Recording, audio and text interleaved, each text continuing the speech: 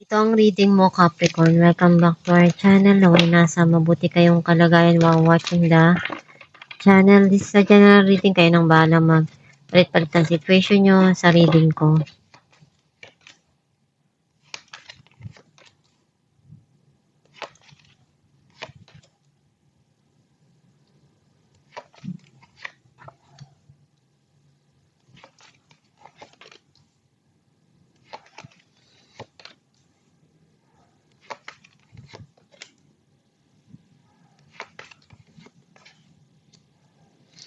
At the bottom of the deck, 8 of Swords. I feel like ang sense ko na energy mo. Feeling mo, andun ka sa nakataling sitwasyon na hindi mo maialis yung sarili mo. And natatrap ka dun. Kinakaya mo na gawin yung mga bagay na mahirap para sa'yo. And gumagawa ka ng paraan para i-alis yung sarili mo dun. Pero hindi mo kaya. Kasi yung isipan mo magulo. Maraming pumapasok na nagpapagulo para sa'yo dun sa situation na yun. And tinatry mo naman kung ano yung magagawa mo to remove yourself. Ang mensahe ng card mo, ipaglalaban mo kung ano yung kaya mo and kung ano yung paniniwala mo.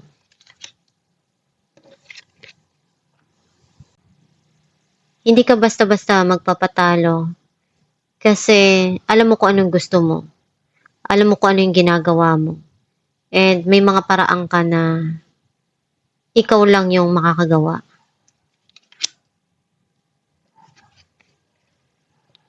Andun yung confidence mo. Kasi may tiwala ka sa kakayahan mo, sa sarili mo.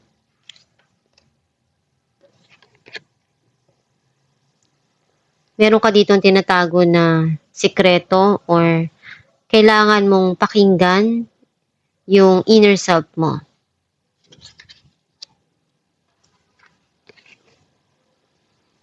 Hindi mo pa rin basta-basta mabitawan yung mga nangyari sa buhay mo.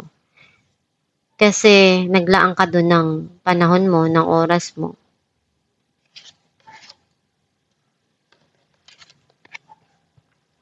Feeling mo ang bigat-bigat ng pinagdadaanan mo ngayon. Pinupunuan mo kung ano yung kailangan doon sa sitwasyon. Or meron ka ditong inaalam na makakatulong doon. Or may mga bagay na nalaman ka na sobrang bigat para sa'yo.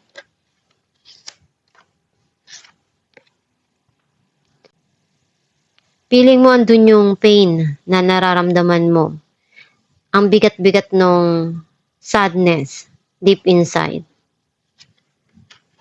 And also, meron ka ditong pinagdadaanan na para sa'yo, minamanifest mo na makaalis.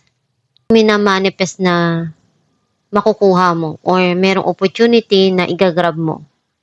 Even though may mga situation na nagpapalungkot sa'yo, pero nasa iyo pa rin yung desisyon kung paano ka magiging masaya.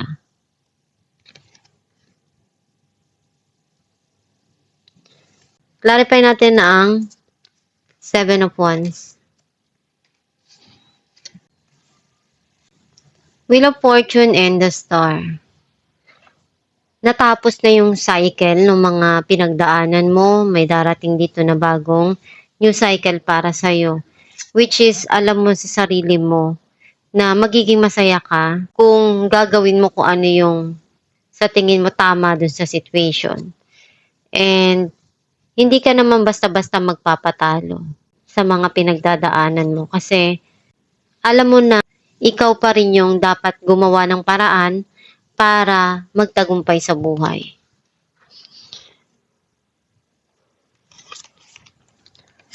Clarify natin ang 7 of Swords.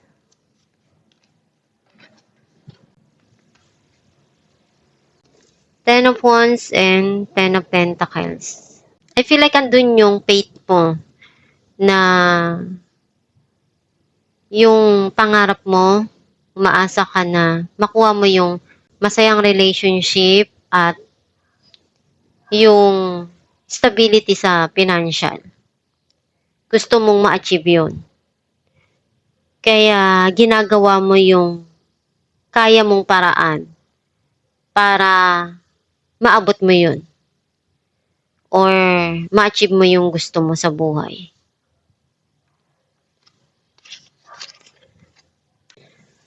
Clarify natin ang Four of Pentacles.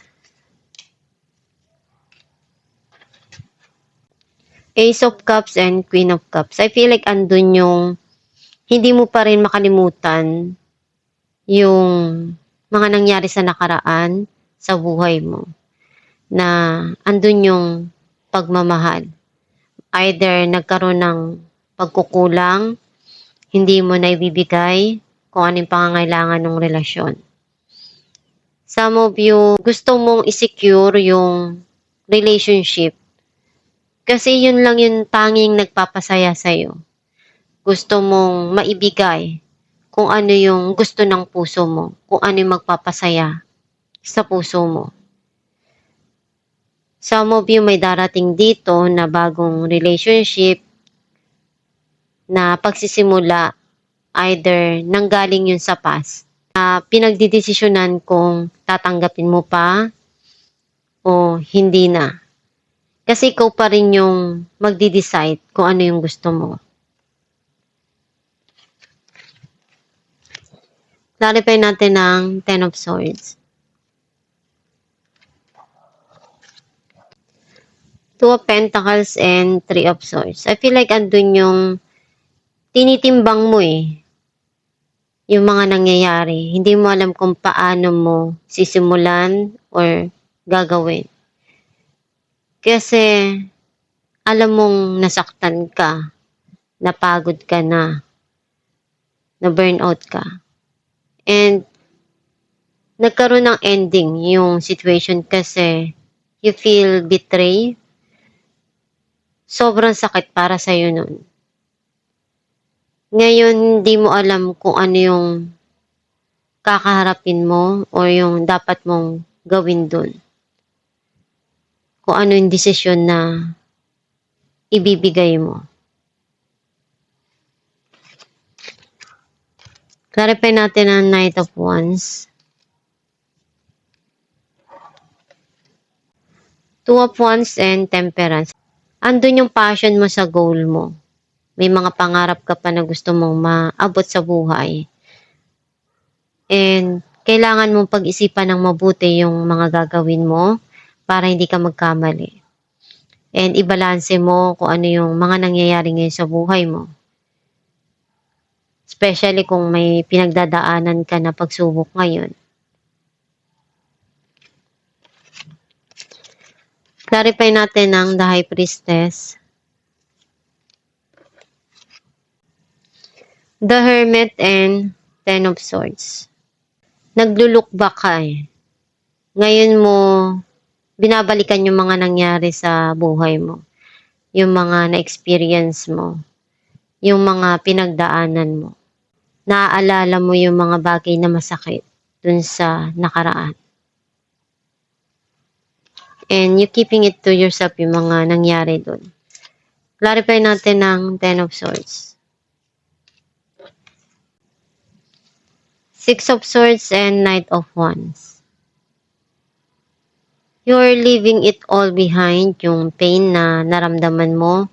Ang mahalaga sa'yo sa ngayon, kung saan ka magiging masaya. Ayaw mong isipin yung mga bagay na hindi naman kailangan ngayon sa buhay mo. At tapos na.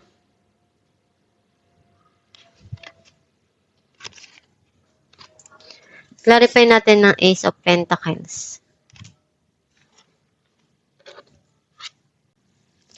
The Chariot and the Magician. Meron ditong darating na bagong opportunity or meron ka ditong sisimulan na pwedeng pagkakitaan mo kasi hindi ka humihinto sa mga pangarap mo na makuha yun. Ginagawa mo pa rin lahat ng kaya mo para maabot yung gusto mo.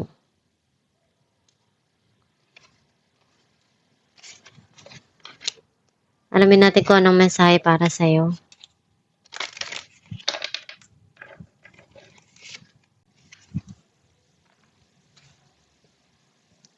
I can do less and attract more.